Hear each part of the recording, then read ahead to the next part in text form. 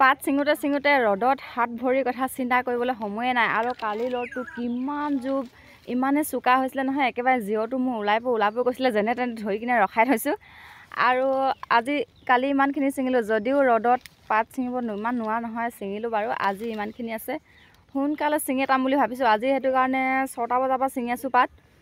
যিমান সোনকালে শেষ হয় আমাৰ কাৰণে ভাল বুলি। আৰু ইমান ৰ'দত নহয়, জিৰ একদম উৰি যাওঁ কৰিছে, যেনে তেনে ধৰি কিনে ৰখাই থৈছোঁ।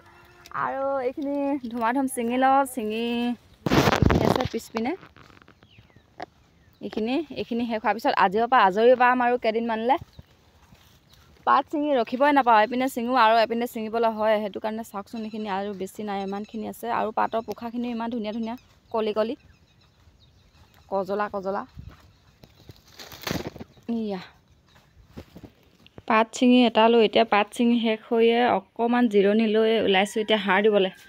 মানুহজনে যিহেতু সাৰ দি আছে, সেইটো কাৰণে ময়ো অলপ দি দিমগৈ বোলাইছোঁ। ইয়াত টিং চিং লৈ লৈছোঁ। আৰু জিৰণি লোৱানো কি, কাপোৰ কানি অলপ ধুবলৈ আছিলে, ধুই ল'লোঁ। আৰু এতিয়া সাৰ দি আহি কিনে পাতটো ভৰাই কিনে উলিয়াই দিব লাগিব। আৰু এয়াই হৈছে পাত। আজি ইমানখিনি আছিলে, যিহেতু মই কৈয়ে আছিলোঁ ৰ'দৰ কাৰণে ছিঙিব পৰা নাই। আজি যিহেতু সোনকালে ছিঙা হয়, ৰ'দটো অকণমান নেপাওঁ, সোনকালে গোটেইখিনি যাওঁ বুলি ছিঙি ল'লোগৈ পাতখিনি।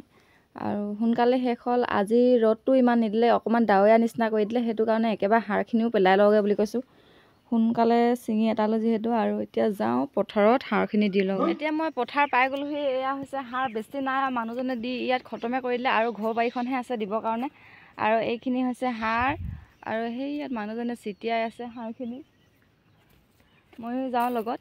আৰু বেছি নাই আৰু ইয়াত খতমে হ'বলৈ হ'ল।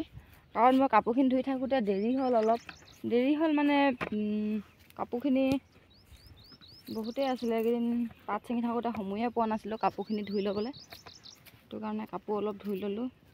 পাত ছিঙি এটা আকৌ কাপোৰ ধুলোঁ, কাপোৰ ধুইয়ে আহি গৈছোঁ ইয়াত আকৌ সাৰ ছিটিয়াম বুলি। সেইটো কাৰণে মই কাপোৰখিনি ধুই থাকোঁ মানুহজনে সাৰখিনি দি খতমে কৰি দিলে। আৰু অকণমান আছে বাকী, এইখিনি তাৰ লগত মিলিজুলি দিলোঁ। আৰু ঘৰ বাৰীখনত দিবলৈ আছে, ঘৰ বাৰীখনত দিবলৈ যাওঁ।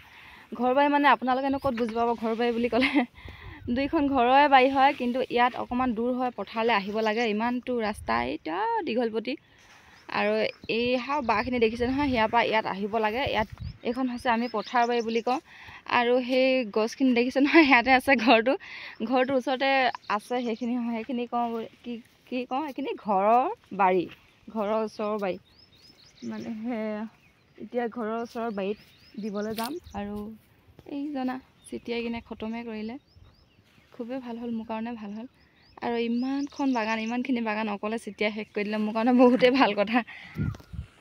আৰু বাগানত এয়া হৈছে বাগানত ছিটিয়াই শেষ হ'ল। আৰু এতিয়া এই পুখুৰীটোত ছিটিয়াই দিছে। পুখুৰীটোত কি কাৰণে সাৰ ছিটিয়াই মই নাজানো, এইটো আইৰণটো কাটিবৰ কাৰণে নে কি বুলি কৈছে, মই ইমান ভালকৈ বুজিও নাপাওঁ, নাজানো। আৰু চাৰিওপিনে মেৰিয়াই অলপ ছিটিয়াই দিছে গোটেই পাৰটো।